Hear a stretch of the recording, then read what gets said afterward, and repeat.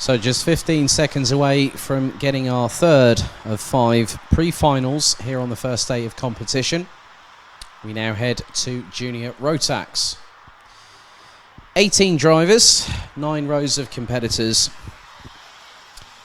and 2 respective nationalities being represented, both from the Netherlands and from Belgium, as they now make their way out of the pre-grid. Here is the grid starting order for the pre-final here this afternoon. So Sam Bergstein in the number 219 from the Netherlands will be on pole position, ahead of the 274 of Kai Gielitz from Belgium. Then it is an all-Dutch row 2 with Lucas Schoonmakers and the 210 from JJ Racing, and SP Motorsports Tim Gerhards from the Netherlands, who's currently leading the standings by just 6 points coming into this round. Thomas Martins from Belgium in the 255 will have Christian de Klein in the 299 from the Netherlands alongside. Then it's Job Breedveld and Max Knappen on row 4 with Turnschmidt in the 267 and Jens van der Eyden in the number 254 completing the top 10.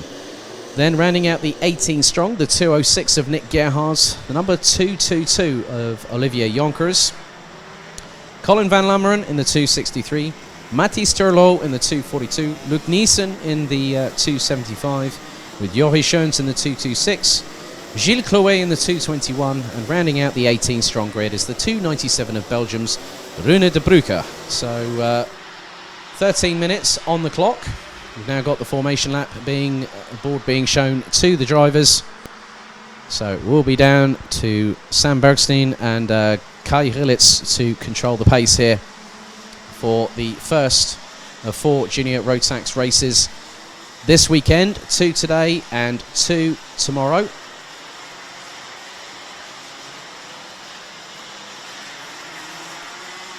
And this is where the action really starts to kick up another level.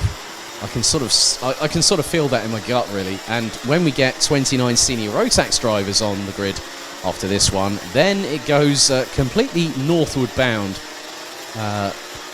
As you'll find out, for those that are not that have not watched Rotax karting before, on every single class we have a 2x2 rolling start formation, and when they go through the tram lines, as long as the race director is happy, the red light goes out, we go racing. However, if not, we then get an amber flashing warning light saying that it is a false start. So we've had 2 clean starts today. And it is all about just sort of making sure that you're composed, you're ready to go racing. And it is about having a clean start. But as we have seen over seasons past, it takes one solitary moment, a lapse of concentration, or someone being a bit too rambunctious, let's say, that it can cause things to go a bit south. But, goes a bit wrong, or pitong, as we'd say in the United Kingdom. Right, through the tram lines we go. Junior Rotax ready for action. Do we go lights out? It's a good start, and it's a great one for Bergstein, who holds on to the lead as Gielitz. Oh, leaders off! Leaders off. There's multiple carts gone. Gielitz off. I think Schoonmakers is off as well, and also the pole sitter, Sam Bergstein. There are drivers pointing the wrong way, going towards turn 3. As now the field now makes its way out, and we have one driver. I'm just waiting to see who that is. That is a Birolart chassis, and that is the 247 that has just gone out, I think. Or is there a 247? It could be a 267, maybe Turnschmidt, but that has caused a bit of a carambolage. There's now drivers going nearly 3 wide through turn 7, and I've seen the worst outcome of that, where one driver's ended up being forced to take the runoff through turn 7, as now the drivers make their way down towards turn 10 for the first time. So I'm waiting for them to come out of turn 11 to see who is leading. And the driver that is leading at the moment is the 248 of Max Knappen, of all people. I never thought I'd see that. So a lot of drivers have been compromised. We're going to come across the line to complete lap number 1 as it's nearly 3 abreast, going through turn number 12. So at the moment it's Knappen, Job Breedveld, Thomas Martins, Jens van der Eyden, Kai Gielitz, Nick Gerhards is now ahead of twin brother Tim, who's down in 9th position. So it was Matthijs Turlo in the 2:42 whose race has come to an abrupt end on the very first lap. So multiple drivers have made their way up the order. Rune de Bruyke, who started stone dead last, is now up into P10 behind Tim Gerhards. Colin van Lammeren in 8th as everyone's scrabbling for traction coming out through turn 6. So Knappen had a lead of nearly a second over Job Breedfield in the number 212 as there's more as there's one of the Gerhards, and that was Nick Gerhards, who's now getting attacked from all corners, including the likes of Lucas Schoenmakers. You can just see how hard they're pushing for traction here. You'll have the likes of Rune de Bruyke. There's so many drivers here. It is literally, it's one of those races that is difficult to keep up in many respects. But now Thomas Martins pressurising Job Breedfield going through turn 12. And Breedfield has the traction down for the moment, but a great run from Thomas Martins as they come across the line once again. 2 laps completed. Martins looks towards the inside, possibly on turns 1 and 2. And he gets up the inside of Breedfield, now takes second position. So Matthijs Turlo is effectively a confirmed retirement. Luc Neeson drops down to 17th place. Thomas Martins now up into second. Will start to try and catch up to Max Knappen. Christian de Klein, Jens van der Eyden, Kai Gielers, Colin van Lammeren, Tim Gerhards now up into 8th ahead of Lucas Schoenmakers. Rune de Bruyke rounds out the top 10. Bergstein in 11th, so has started to fight back up the field. Gilles Clouet now up into 12th, having got past Nick Gerhards as there's more positions changing. And there is a 4-cart train coming through turn number 8. And that is being led by the 221 of Gilles Clouet, who's got the likes of Olivier Jonkers, who's gone steamrolling up the inside. And that's the 226 of Jori Schoens, who's got past Clouet, who's lost out big time. As there was now I'm wondering, was there a little bit of contact maybe, possibly going through turn 10 through that battle? And that was the 267 of Turn Schmidt, who's really got the elbows out here. Max Knappen continues to lead. Thomas Martins rounds out the top 2. Breedfield, de Klein, Van der Heyden, Gielers, Van Lammeren. Schoenmaker is now past Tim Gerhards for 8th place. Sam Bergstein now up into 10th place as we go to see the battle between Jens van der Eyden, who's just had Kai Gielers pass him through turn 4, as Martins runs a little bit wide through turn 6. Gielers takes a tighter line. So looks like also Colin van Lammeren and Lucas Schoenmaker is also using the same tactic. So sometimes a little bit of curb, depending on obviously how much traction they have, is actually allowing drivers to get a little bit of a wheel spin from the back axle, and then as they go back onto the tarmac, it helps them no end. As Joop Breedfield nearly gets passed by Christian de Klein through turn 9, but Breedfield did have the run of momentum coming through that corner. Now Thomas Martins is closing quite considerably. So 5 minutes completed. 8 to go plus an additional lap.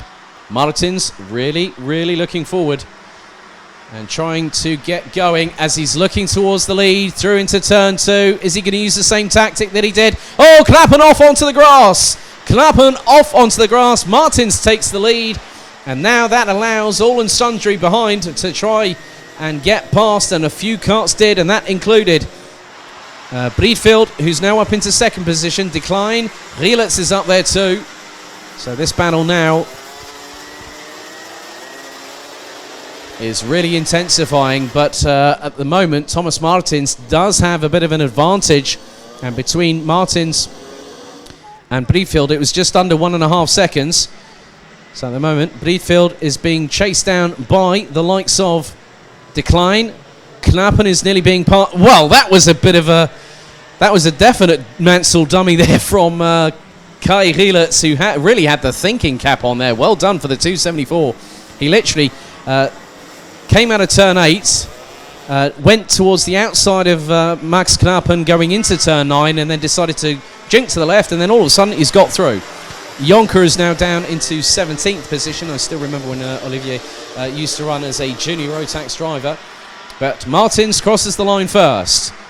Breedfield, de Klein, Gielers, Knappen, Schoenmakers, Van der Eyden, Van Lammeren, Gerhards, Bergstein. Looks like Jonkers is going to be a confirmed retirement imminently, so that will bring us down to 16 out of the 18 drivers that started this race almost 7 minutes ago. Drivers still struggling with the traction as there's a little bit of a battle a bit further down the order, round towards the back end of the field, and that is for around, I think, 13th position. So you probably have Rune de Bruycker and Turnschmidt battling away, but Thomas Martins has nearly a 2-second advantage at this stage of the race. We're now on to lap number 6. As now has Rilets, and it's getting to be really, really feisty for second position now, because Rilets is trying to get past Decline, and these two, there's no love lost between these two, if I'm completely honest. Max Knappen is factoring in. This is allowing the 212 of Joop Breedfield as Rilets gets a good run coming out of turn 11 and punches his way past Christian Decline on the approach into turn 12. So the 274 from JJ Racing now up into third place. This is now the opportunity that Rilets needs to push forward, as Max Knappen now also tries his hand at getting up the inside of Christian Decline. Oh, spins the back end out 180 degrees, pointing in the wrong direction, and that nearly compromises a whole host of drivers, including the likes of Tim Gerhards. And then there was also quite a few others behind. Sam Bergstein, I think, was also behind there. Jens van der Eyden also nearly being compromised as a result of the spin from Max Knappen, who tried to go up the inside of Christian Decline, but it did not work out, unfortunately. 4 minutes and 45 seconds plus an additional lap. And Max Knappen now down in 5th place behind the likes, well, he's a bit further down than 5th place, but Thomas Martins still leading the way, as Max Knappen now on the back bumper of pole sitter Sam Bergstein in the 219, who in turn is closing on Tim Gerhards. Now Gerhards is down in 8th place, so that's not going to be the amount of points that he might want, as just behind Max Knappen, I think that was Jens van der Eyden that was nearly going off the track off of turn 10 as Martins crosses the line to complete lap number 6. The fastest driver out there is Kai Rilets, running at the top 3 at the moment. The 274 from JJ Racing, closing on Breedfield for second place. The gap between them was just over, or just under half a second. After the completion of lap 7, we're now on to lap number 8 of the race, as Colin van Lammeren has got Tim Gerhards and the recovering Sam Bergstein not too far behind, as Gerhards goes onto the curbs, going through into turn number 5. So Breedfield, I think, is probably signalling to Rilets, saying, come on, work with me, let's go and catch Thomas Martins, shall we? But I know for a fact that Kai Rilets will have other ideas. You can't really tell another driver to say, work with me. But if it's... now, there have been a couple of pushing penalties issued now, and these will be added to the race time post the session, and that will be Colin van Lammeren has got a 5-second penalty for pushing, and that will drop him outside of the top 10 if things were to finish as they are now. Also, the 255 of Thomas Martins, the leader, has got a 5-second penalty for pushing. So Martins really, really needs to get a wriggle on now and open up that gap. 3 seconds between him and Kai Rilets, so Rilets is de facto leader, and we've had another 5-second penalty issued, and this time it is for Nick Gerhards in the 206 for causing an avoidable collision as Sam Bergstein gets up the inside of Tim Gerhards, and that is effectively for what is now going to be 5th position.